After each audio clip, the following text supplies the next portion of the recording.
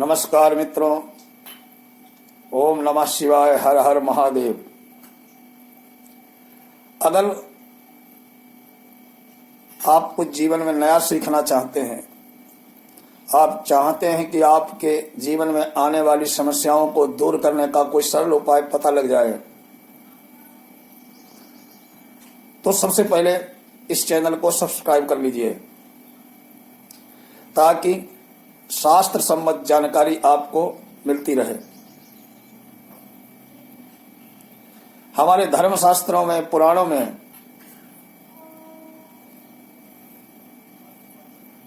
तुलसी का बहुत ही महत्व है। पद्म पुराण, वैवस्वत पुराण, भविष्य पुराण, श्रीमद् भागवत महापुराण, स्मृति ग्रंथों में भी तुलसी का बहुत ही सम्मानजनक स्थान है। प्रायः हर घर में तुलसी का वृक्ष होता है, लेकिन उसका उपयोग लगभग किसी को नहीं पता। अगर उसका उपयोग हमें पता लग जाए कि तुलसी से हमारे संकट कैसे दूर हो सकते हैं। तुलसी के वृक्ष में साक्षात गोविंद का वास होता है। तुलसी की जड़ में माता लक्ष्मी का निवास होता है। बिना तुलसी के पत्ते को रखे, चाहे विष्णु हो, चाहे गणेश जी का हो, हनुमान जी का हो, सीताराम का हो, राधा कृष्ण का हो, किसी का भोग संपूर्ण नहीं होता है।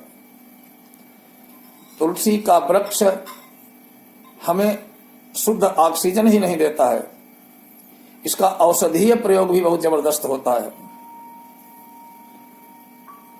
तुलसी के वृक्ष के जड़ की मिट्टी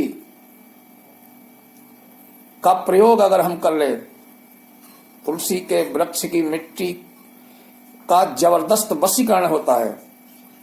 अगर हम प्रतिदिन तुलसी के वृक्ष के नीचे की मिट्टी का तिलक करें तो एक जबरदस्त आकर्षण पैदा होगा, वशीकरण पैदा होगा। हम जहां जाएंगे हमें सामने वाला निश्चित ही आकर्षित होगा। तुलसी हमारे घर में कोई ग्रह बाधा हो, नाना प्रकार के संकट हो, भूत प्रेतादि बाधाएं हो, दरिद्रता घर नहीं छोड़ रही हो, तो तुलसी के वृक्ष के नीचे की मिट्टी और थोड़े से गिरे हुए तुलसी के पत्ते के नहाने वाले, स्नान वाले जल में डालकर उससे स्नान करें और नियमित ऐसा करें तो हमारे घर में आने वाली नाना प्रकार की बाधाएं, संकट, अगर किसी ने कुछ कर दिया है, ऊपरी पराई आदि सारी दूर हो जाएंगी। तुलसी के वृक्ष की मिट्टी, जड़ के नीचे की मिट्टी से डाल करके अगर हम स्नान करते हैं तो कैसी भी ग्रह बाधा हो, नवग्रह की बाधाओं से मुक्ति मिलती है। अगर किसी को लगता है कि किसी ने उस पर कुछ कर दिया है, कुछ तांत्रिक प्रयोग कर दिया है, तो तुलसी की सूखी जड़ से को लाल कप धागे में बांध करके उसे दाहिनी भुजा या गले में ताबीज की तरह धारण करें।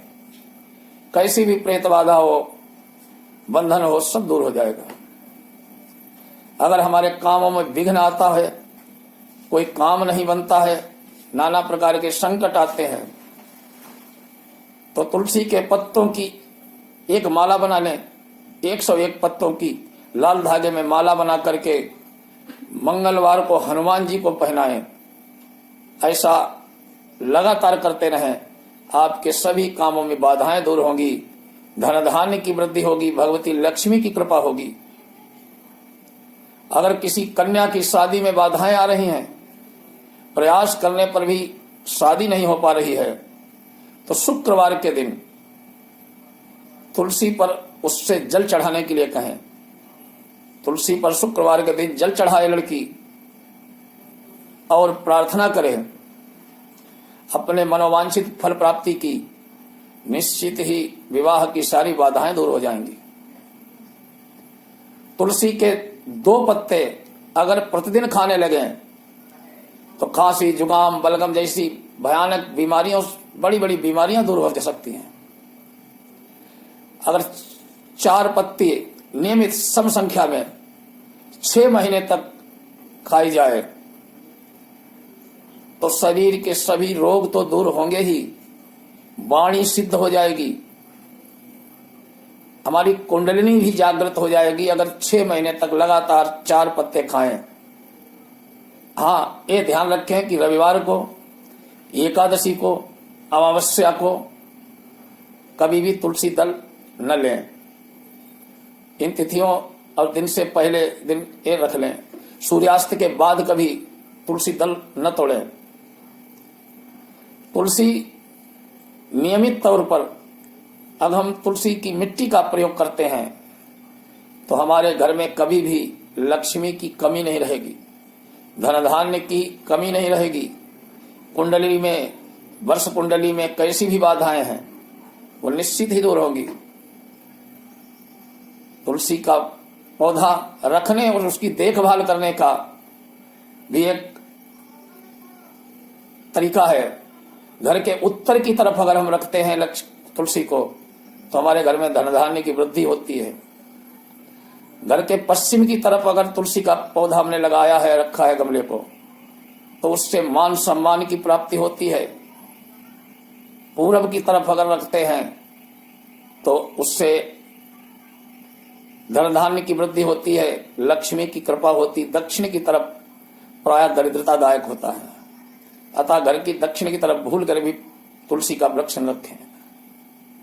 तुलसी दल, तुलसी वृक्ष का हमारे जीवन में, शास्त्रों में बहुत ही महत्वपूर्ण स्थान है।